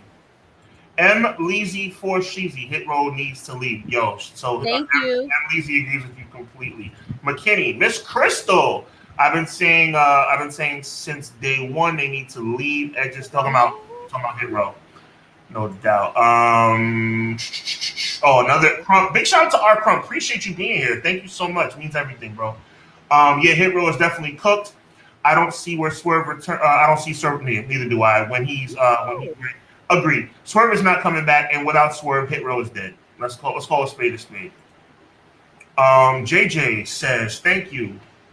If my 17 and 15-year-old nephews didn't like Hit Row from the first reaction, and they were to be the target audience at that time, they were trying too hard. Exactly. Good point. They are dressed like OPP, yeah, you know me, from the 90s. I can't do it. Like, no, I don't like it. Get it out of here. I hate it. This is why I love you, sis. Like, you keep it 1,000. Oh, I'm gonna. Okay, Conrad, I gotta do this justice. I see lust in Hogan's eyes. Yeah. Yeah, right. Exactly. Lust in his eyes and lust in your black heart. Remember, he used to say, like, I wasn't sure if he was saying death or death. Hulkamania is death. I'm like, oh my God, Macho's so freaking awesome. Even as a kid, Macho, that cream of the crop promo. Listen, let me tell you something. Every time I see a half and half, I'm like, Macho all day. Just your little cup of coffee in the big time, Steamboat. All right, let's get back to business. Crump is saying Bloodline passed Mega Powers after Jey Uso turned, in my opinion, but I love the Mega Power story. Crump, you know how I feel Jey should have turned 4 months ago, but I hear what you're saying. The goat. Bloodline story is still happening too. Yeah, it's still like right. We still have to figure out what's going on next. That's true. McKinney. By the way, thank you guys for all the comments. You guys being here means a lot. Real talk. McKinney says that segment got changed due to 2 of the elders got sick and Rikishi. Okay. Rikishi keeps. Let me say something. It's sidebar. I appreciate that, McKinney. I did not know that. Go ahead. He's the. I heard that he's the busiest person that I know, because how do you miss your son's wedding and now you're missing this? If you're so for WWE, you keep missing important things. Something's off for Rikishi, but we'll talk about that another day. In my personal opinion. Sorry, twins, don't want to speak about your daddy like that. You're good. Use this as your platform too. We're having fun. Hub going in on the GOAT for what? I don't know. Who was I talking about? What GOAT was I talking about? Who was I just going in on? Who, you talking about The Rock? Oh, yeah. Oh, I'm going in on The Rock. You know why I'm going in on The Rock, possibly. If you care, you'll be here once a year. It's freaking WrestleMania. Stone Cold just came out of freaking retirement 2 WrestleManias ago. Get out my face. Bad knees and a bad back. Like, come on, bro. Positively, he knows he likes to ruffle my feathers. That's my brother, but he knows daggone well Rock needs to do better. And if Rock doesn't want to come back, just say I'm not coming back. Stop teasing us, bro. No, the WWE needs to stop teasing us. Well, no, him too. Because he was doing stuff in the background of his show and all that other stuff. That's what telephone is for. Correct. I agree. McKinney laughing it up. All right. Conrad says, I'm using that, Crystal. I like that. That's what's up. M. Leezy for Sheezy. If Rock can drag himself back to Fast movie franchise after flopping Black Adam, he can make. Amen! M. Leezy for Sheezy. Thank you. I mean, I think the names are a little different. Okay. I mean, I'm not disagreeing with you guys. I'm not. I'm just telling you the storyline I have in my head. No doubt. Everything is subjective, Conrad says. That's a fact. McKinney says Mega Powers was the first storyline that I could really understand at the age of 12. No doubt, bro. I agree.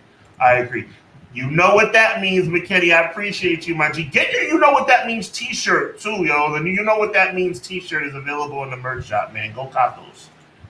Conrad says this is that Bradshaw loses an APA next week. JBL is the world champ who can't be. Touche. Okay, I didn't want to skip one. Comparatively speaking, Tito Santana, you are.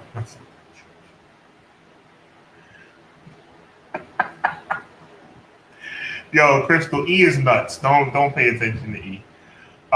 Cream of the crop. There you go, Crystal. There you go. Cream of the crop. I agree with you.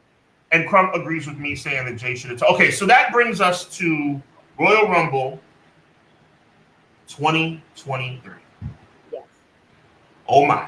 Now, Crystal, I'm not going to go on my normal tangent. I'm just going to give you a tangent. That's not a real word, but a tangent. Okay. That's your word. Yes. Okay. Jay should have turned in January or February. Let's call a spade a spade. When I know maybe I'm being unrealistic when I talk about Jay turning in January at the Royal Rumble, because obviously that was the night that Sami turned. But so maybe you couldn't do both on the same night. I can respect that. Maybe you know that WWE can only concentrate on one thing at one time, and you wanted 2 people to turn at one night. Touche. No, I'm saying I can understand. I feel you. I could see why they held off on doing it that night. Right. But that night, we knew what the fans wanted, because when Sami turned on Roman and got his proper pop, which he deserved, because it was an amazing moment. 5 minutes later, Jay standing in the corner with a look on his face, looking so pensive, and the fans are chanting Jay's by God name. 60,000 people chanting Jay. I'm going to scream right now. It's not directed towards you, my sister. Just let me have this. I've done it many times, and this is your moment to hear it. Jay is in the freaking corner, standing still, doing nothing. Now here's the fans are chanting his name. But again, this is where, let me tell you one thing about that whole scenario that I hated. it was probably 8 minutes, right? Like that whole beginning to end when they started beating up on About Kevin that. Owens. It was about 8 to 10 minutes. Yeah. Did you realize that the announcer said absolutely nothing? It was dead air. If this was Monsoon and Bobby, it would have been a different era, which I think could have even elevated it for us watching. Not in So this, you not in, think Graves and Cole dropped the ball? they completely dropped the ball. Okay. It was dead air. Now, mind you, you're always hearing, unless people are really speaking. You could have, of course, the mics weren't directly on them, but there was something that was even missing in that moment, and the drama of what is Jay doing? Do you hear the crowd chanting his name? What's going on? What is he? It was literally dead silence. True.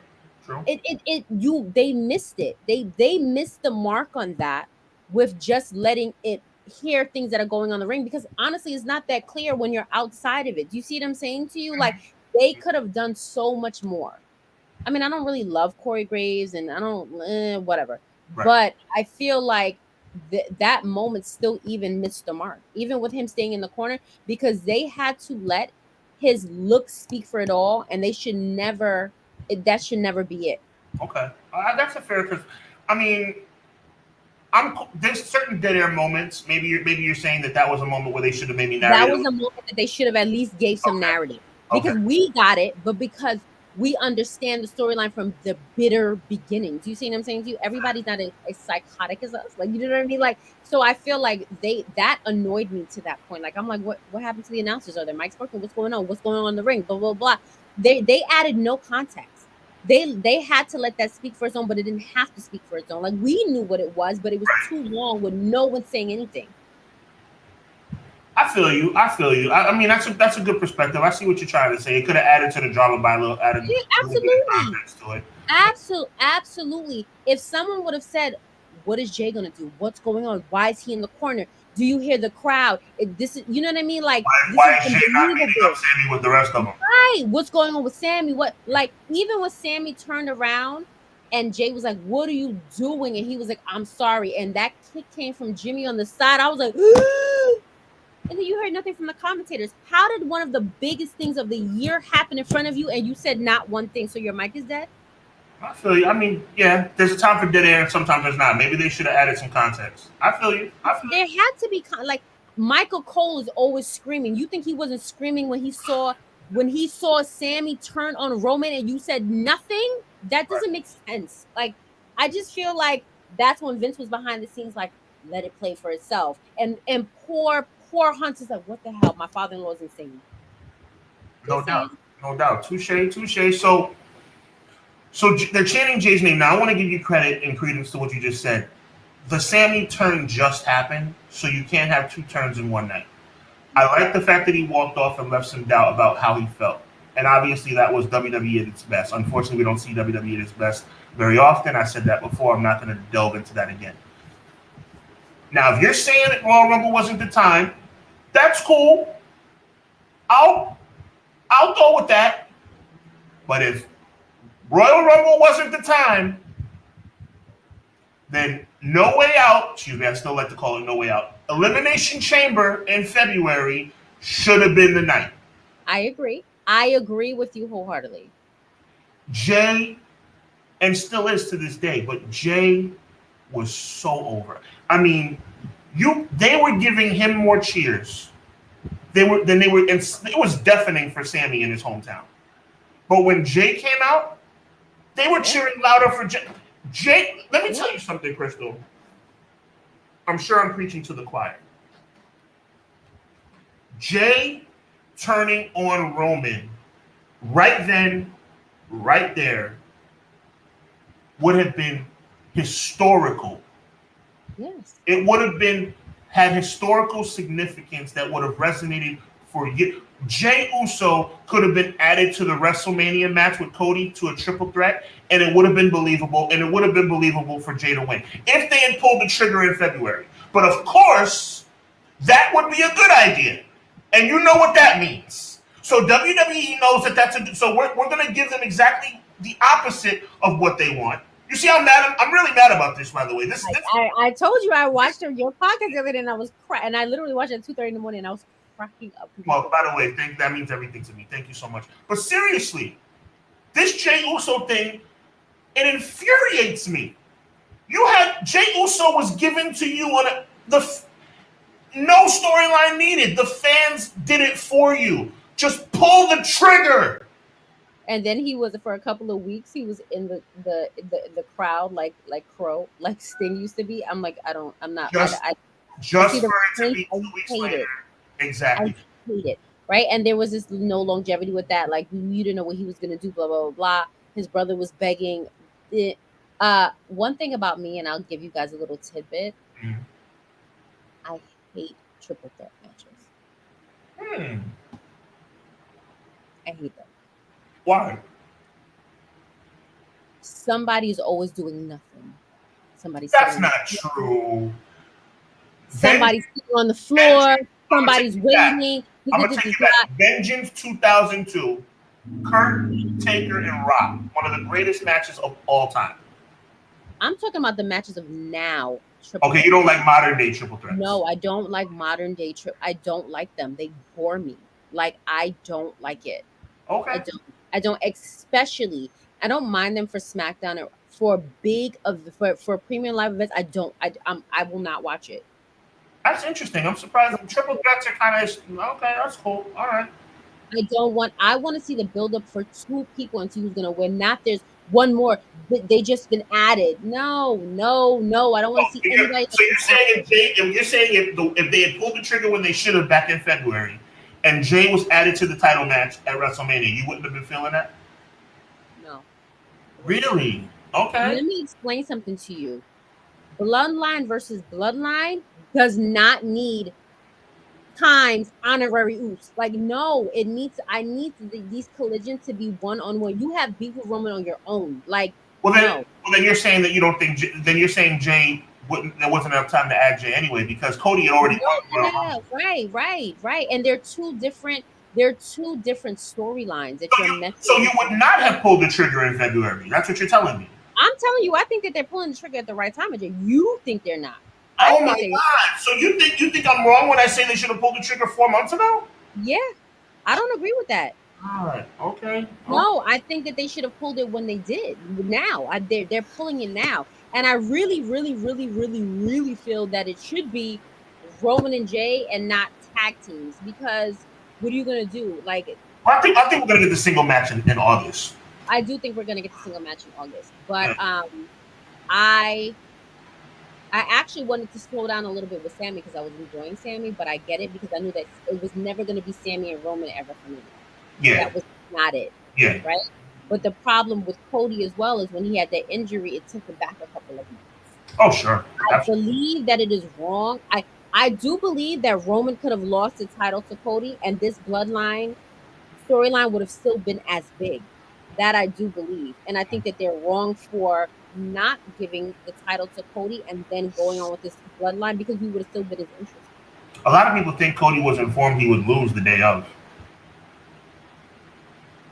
I think it was. I could see that. I really can see that. I think it was still in the air even the morning of the show. I do too. I'm telling you, I have not been that shocked in a long time. I'm not gonna lie to you guys. I was like in my living room, like, what?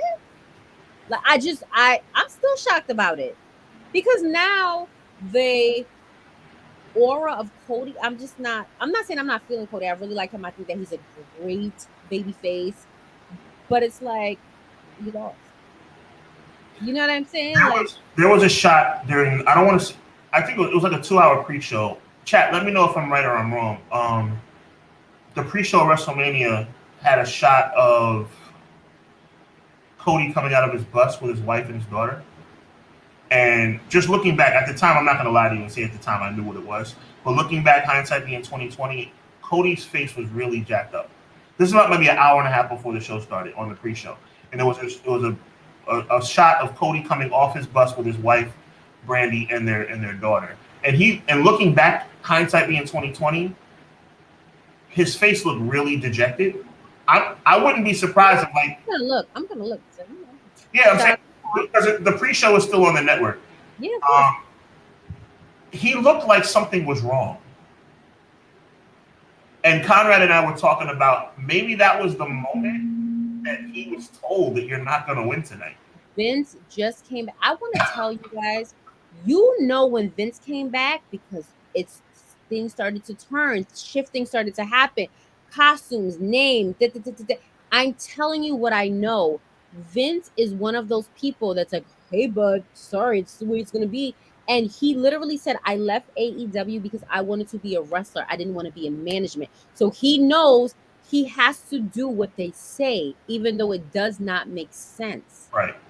Again, Vince has lost his mind. We all know this. So it's one of those, it's the boss's call kind of thing. So I can completely believe that.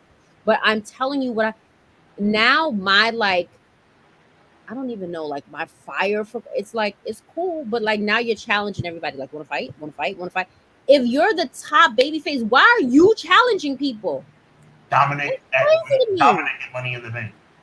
Right. Like, why did you challenge him? What's going on with him? And when did you become Ray's superhero person that needs to defend his honor? And I don't like everybody needs to defend Ray's honor but him. Like, now he's done.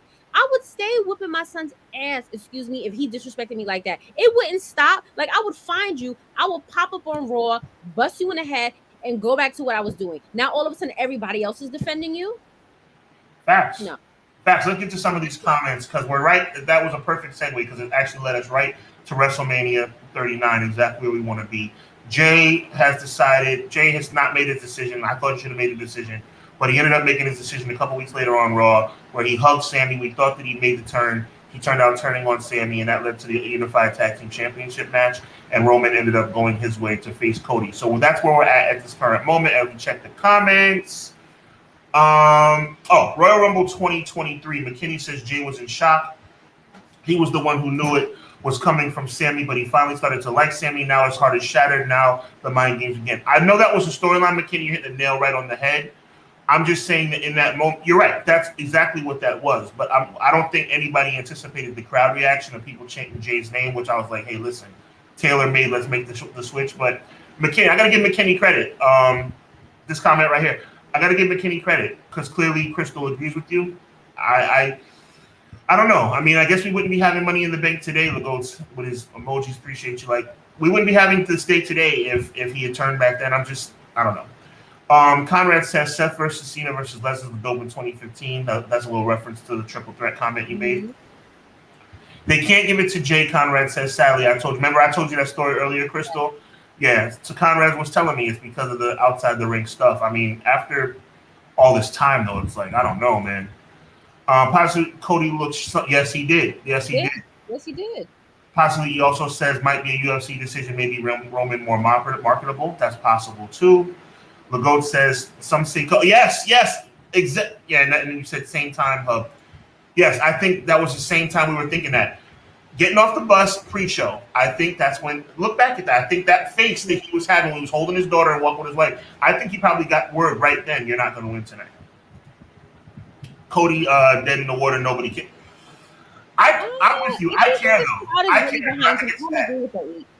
I don't agree with that. I think that the crowd is really behind him. The audience, I think that he is as much of a babyface as we can get nowadays. I don't believe that. I don't think that he's dead in the water.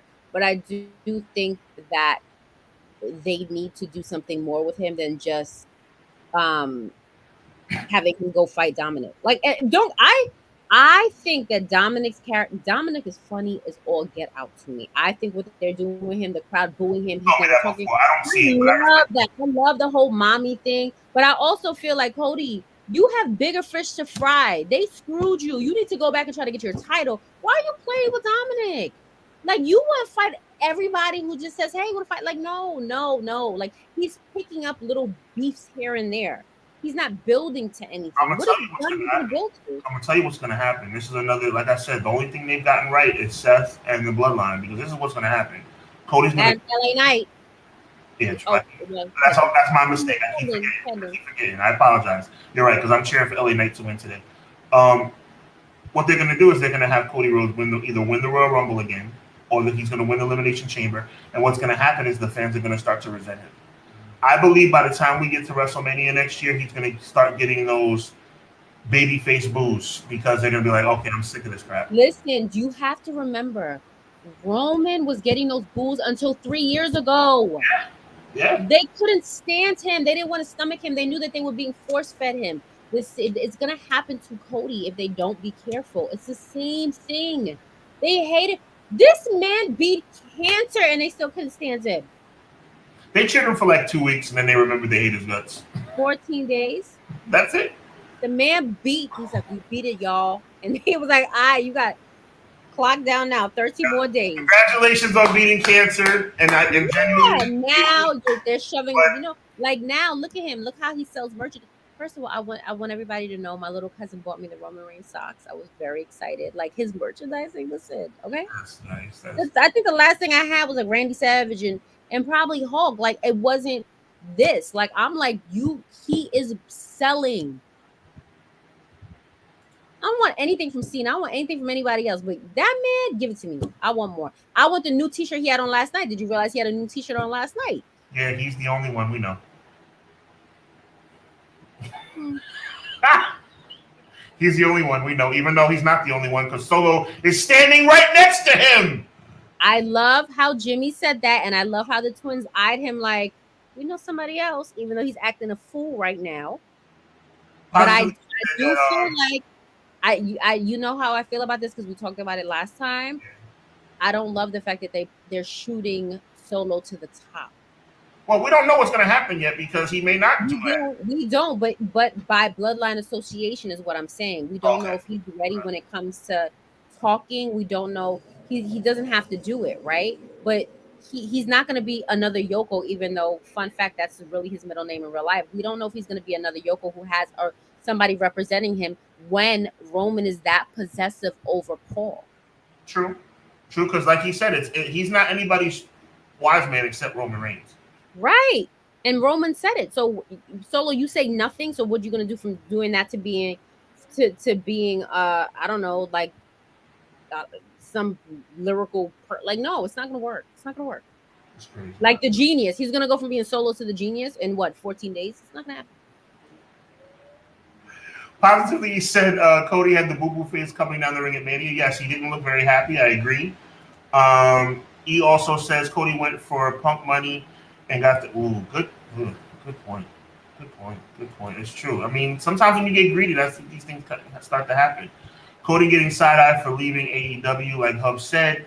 I hope Cody can keep his momentum. I agree. I hope so too. But I think by the time Mania rolls around, he's going to start getting those babyface boos. Listen, on top of that, to go back to that comment, anyone who has left for WWE, like to go to WWE, even from the big takeover from Vince, it's all about the money. That's what WWE is. It's a bank. Let's be very clear.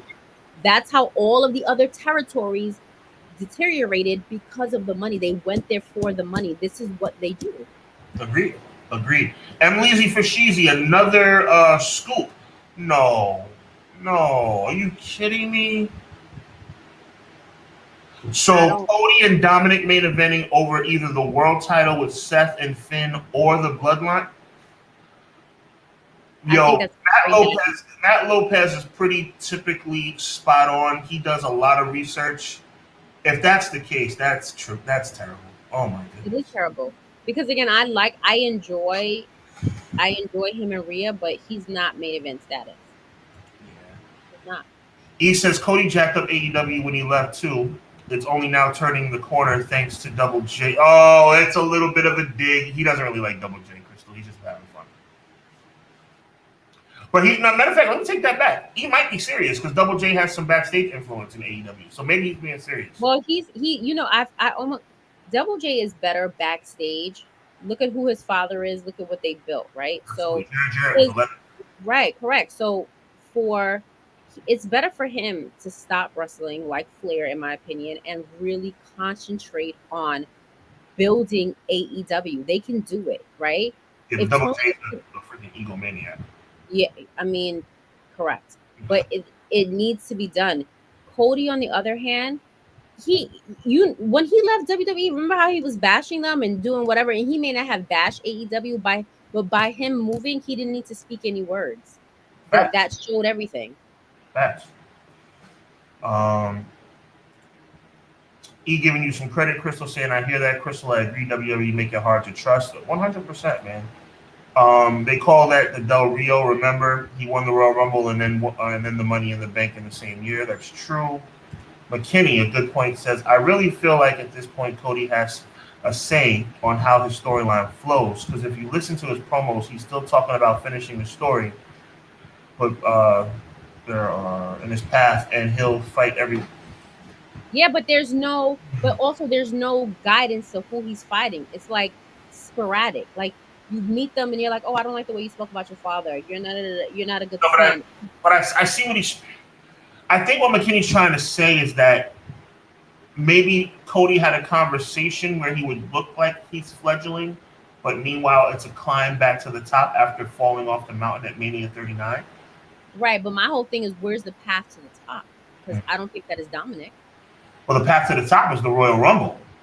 Right, but my whole thing is, are you filling your time until then, or you're not?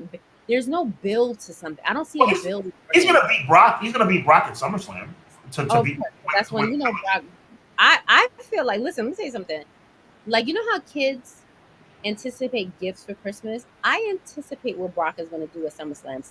Brock has owned SummerSlam to me. I like Brock with SummerSlam.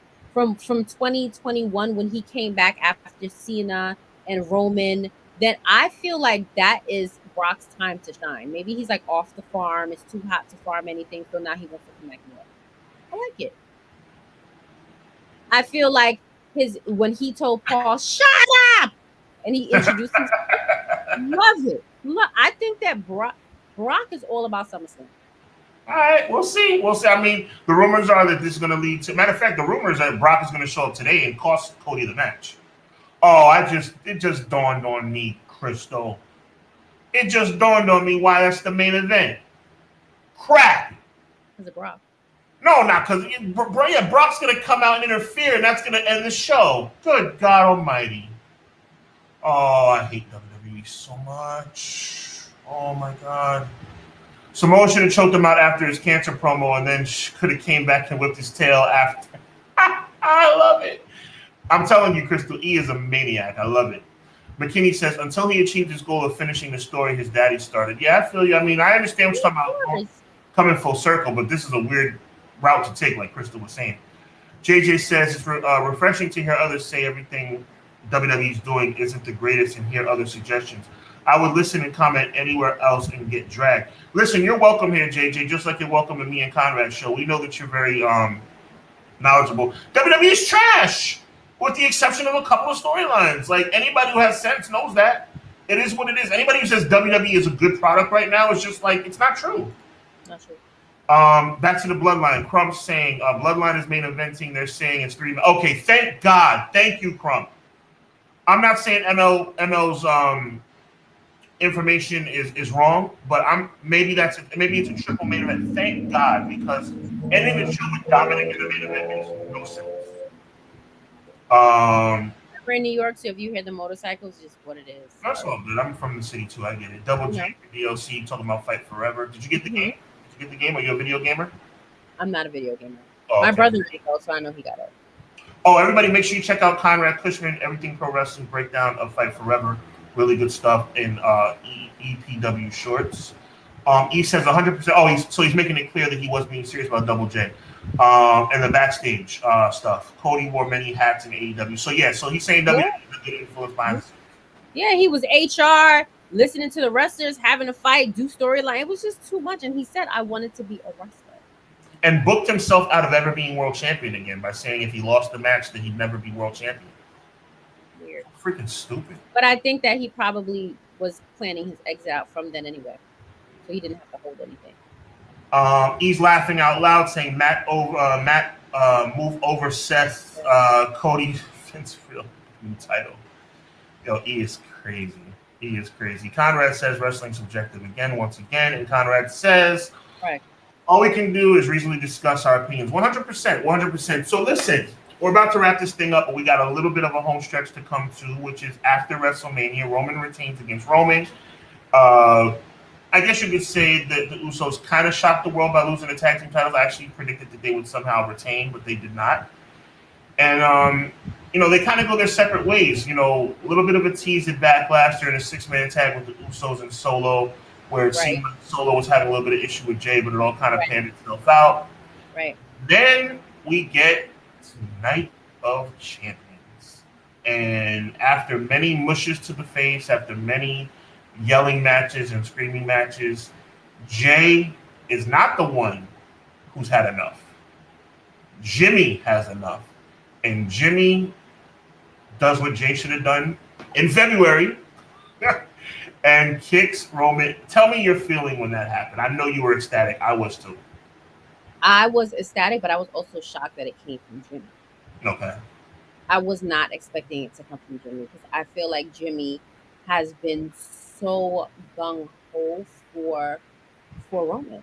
You see what I'm saying to you? Like, he's been very like, don't worry about it. We got to do it. So when I saw it come out of nowhere, I'm like, well, what made the flip so quick? Do you know what I mean? Like, for me, I felt like I didn't have a hint. I just thought it was going to be Jay getting tired of it. But I loved it. I loved every piece of it. And I also love the way Roman takes a super kick. Like, I love it. He like, sells the crap out of them. He sells them. Like, for me, it's like, oh, he's not getting up. Oh, look at that. Like, I appreciated the whole thing. And I was shocked when I saw it, but that's a good thing for me. That's a fact. So Roman gets turned on by Jimmy, but once again, Jay is torn. Jay still seems to not understand that he needs to turn on Roman Reigns. Now, we're talking about 4 months after I would have done it, maybe 2 or 3 months after everyone else would have done it, but Jay is still torn. Jay is still trying to figure out what he wants to the point where we're going into SmackDown a couple weeks ago, and Jay's making the decision between his brother and his cousin. Mm-hmm. Now, we all know how that played out. It was an awesome moment. But now you have where we stand today. And this is where I want to end this, and I want to really get your take on this thing because we're about 20 minutes away from the pre-show. We've taken you down the whole gamut. And thank you so much for taking this ride with me, Crystal. I really appreciate it. We're at the doorstep now where the Usos have made their decision. Right. And also Solo Sikoa has made his decision. That's another thing. Solo Sikoa made his decision. He's aligning with his big cousin. And they're going up against the Usos at Money in the Bank. This is for Bloodline supremacy. Even though Jay and Jimmy are saying they have no interest in being the tribal chief, they've actually, like you said earlier, given their vote to Solo, even though Solo's tripping right now.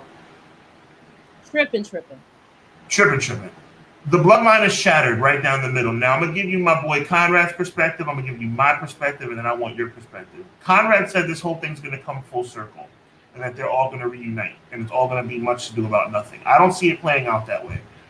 I'm going with the dream scenario. Now, none of my dream scenarios have happened so far. Jay never turned on Roman until a couple weeks ago. Neither one seemed to be viable challenges for the world title, whether it's because of inside the ring or outside the ring stuff. So nothing that I want to happen has happened. Now, I'm going to tell you the next thing that I want to happen, which will be a consolation prize, but because WWE sucks, they're probably not going to do it. Okay. I would love to see Solo turn on Roman Reigns. Now, what happens today at Money in the Bank? Or does nothing happen at Money in the Bank? And we're still talking about this tomorrow. Solo's going to turn. He's not turning Money in the Bank. I don't believe that. I feel like it will be too soon. The breakdown of the Bloodline can't happen 3 weeks and then another one. That doesn't make any sense to me, but it's going to happen. It's going to happen. I feel like it's more so going to happen at SummerSlam. I don't think that it's going to be, but I do agree with Conrad that they're going to come back together. Because if you listen to them, they keep saying we're family. We still love him. We're family. We still love him. Like, everybody's tripping right now, which means that this is not permanent. Roman is saying, like, if you apologize, you can just come back. You see what I'm saying to you? If Oh, you acknowledge, the door is I'm sick. I'm sick to my stomach about what you're saying because I know what you're saying is right. I know what Conrad's saying is right. I know the door's open for them to reunite. I think it will be a stupid decision. I agree. But I the door agree. is everything you're talking about. The door is open for reconciliation. I just think it would be the most ridiculous thing in the world for this whole thing to come full circle right back to where we started. Mm-hmm. But that sounds like something WWE would do. Yeah, well, WWE. I don't And know. but honestly, let's be very clear. Not even WWE. That's what families do. Which is why the storyline's so freaking awesome. I agree. Exactly. But let me ask. Okay, I'm gonna ask you this. Let me look at my time because I don't want to make. I want to make sure everybody gets to this free show on time. And Mm-hmm. by the way, thank you guys for sticking with us. We have all these viewers, all these comments. I told you they must like you because they don't show me this kind of love. They must love you, Crystal. But anyway, Combination is too no, close. I take it back. My peoples love me. I appreciate y'all. E, Crump, JJ, obviously Conrad, McKinney, all y'all. M. Leezy, Fashizi, Go. Appreciate y'all. We're at the doorstep of what could be a big disappointment in this storyline or a big payoff in this storyline. We've been waiting for the payoff for 3 years. Now, my ultimate payoff is what you say you don't think is realistic. I think Jay, and now because of the ascension of Jimmy as well, I think either one I would be happy. I think either one would fill my heart with joy. If one of them ascended to be the one to become the new tribal chief. Mm-hmm. Either one would be fine for me. And as a consolation prize, if Solo became the one, that would not bother me either. I'm thinking more and more as I continue to talk, and I've been talking till I'm blue in the face for the past 6 months, that it's probably not going to happen. So if Roman Reigns is still in his current position come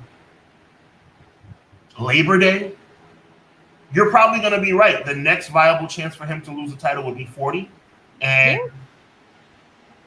I mean, where does this end, Crystal? Because we got to come to a conclusion at some point. I mean, it's kind of like It's gonna end. It's probably gonna end at 40. It's gonna end at 40. does him losing the title signify the end, or is it going to be some other kind of distinction?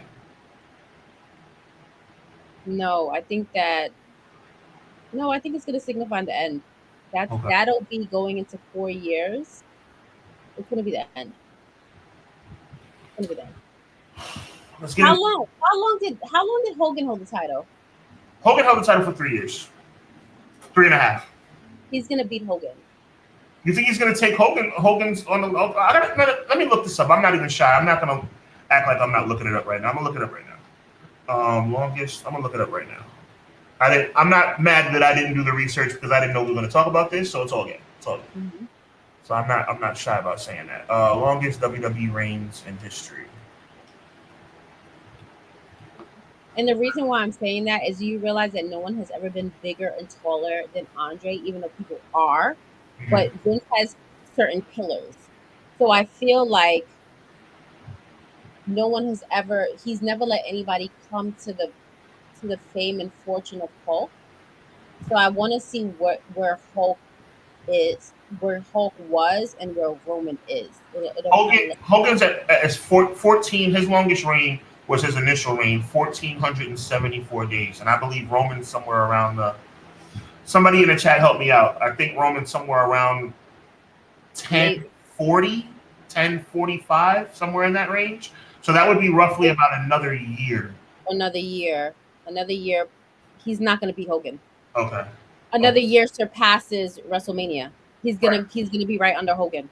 That's what I'm. There's two pillars in this game that Vince always kind of lines up to.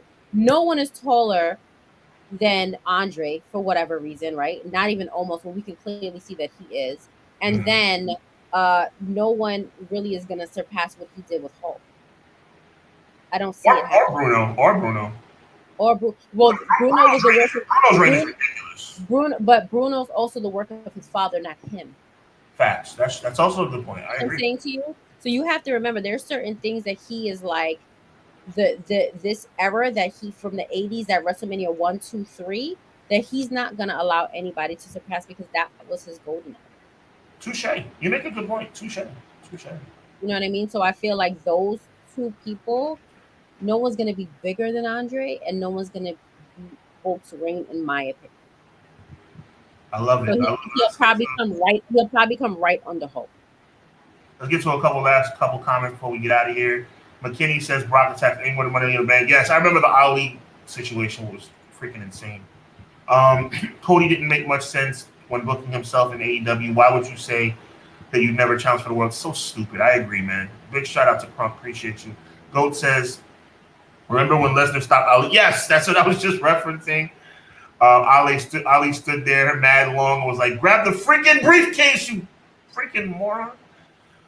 Conrad says, I still say four-way. Oh, that's another hot take for Conrad. Conrad thinks it's going to be a four-way match between all four members at SummerSlam for the title. And finish up with E saying that would laugh if Cody lost at WrestleMania 40 if they made him go 0-2. Oh my God. If they do that, he needs to retire. Get out of here. I can't even.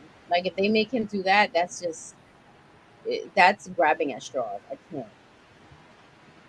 Oh, one more fantastic point. He says the Pillars, Hogan and Andre. See, they recognize your expertise in this field. So listen, man.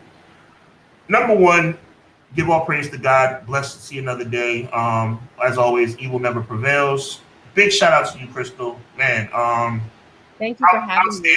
Outstanding. Please tell everybody about your upcoming ventures, where we can find you on social media. I know that you have some business ventures that are outside of social media, but I know that you have some business sites and things like that. Please let everybody know. Yeah, so I have a online store. Welcome to the mid-30s. And then, of course, I tell you guys, I have my husband has a laundromat that's located in Mount Vernon on 11 South Wilson Avenue. So you guys should come by. We do dry cleaning and everything. Beautiful, beautiful. Listen, I want to thank you. Make sure everybody go to tpublic.com/HubbardWrestlingWeekly to get the new Positive Mindset t-shirt, as well as the You Know What That Means t-shirt. You know what I'm saying? Appreciate you guys. Big shout out to my tag team partner, Conrad. See you guys Monday night, 6:05 on the EPW channel. I know the answer to this already, but make sure you show Crystal some love. I'm going to have her back on the show again. We had some amazing ideas talking about maybe possibly Dark Side of the Ring, some more stuff coming up. Big shout out to Conrad as well. I know that you were very influential in helping me with today's show. Thank you so much. I like calling people by name. This is how I do things. So to E and Goat and Crump and McKinney and JJ and I said E already, I think. M. Leezy for Sheezy and I'm going on, and I said Crump already and to your sister. Tell me your sister's name again, please. Kelly. Kelly? Mm-hmm. Big shout out to Kelly and everybody. Listen, I appreciate you guys so much. God is real, and I'm just trying to give y'all some love and share my love of pro wrestling with you guys. Make sure you look out for some upcoming stuff regarding the upcoming boxing match between Crawford and Spence Jr. I have some publications coming out. HubbardWrestlingWeekly.com, Hubbard Wrestling Weekly on YouTube, TeePublic, Hubbard Wrestling Weekly for the merchandise, and make sure you check out Crystal's information as well. This is going to be audio available on HubbardWrestlingWeekly.com, where you can have all of Crystal's information. Make sure you follow her on social media. She's a longtime friend of mine and so gracious. And her husband, big shout out to your husband as well. So with that being said, we have about 5 minutes to spare before WWE goes live for the pre-show for Money in the Bank. Real quick, who wins Money in the Bank? Both matches. I know you said LA Knight for the men. I think LA Knight for the men. I don't know. I can't choose for the women. Trish, Io Sky, Starks. Io. Okay, Io. She's the next push. It's not going to be Trish. Okay, Seth Rollins or Finn Balor World Heavyweight title? Seth freaking Rollins. And who wins in the Civil War between the Bloodline? Roman. Okay, Roman and Solo. All right, so you heard it here first. Hubbard Wrestling Weekly in the building. We'll be back with a new show pretty soon. Crystal's going to come back pretty soon. 6:05, I'll see you guys for Clash of the Podcast, Monday night with Conrad Cushman.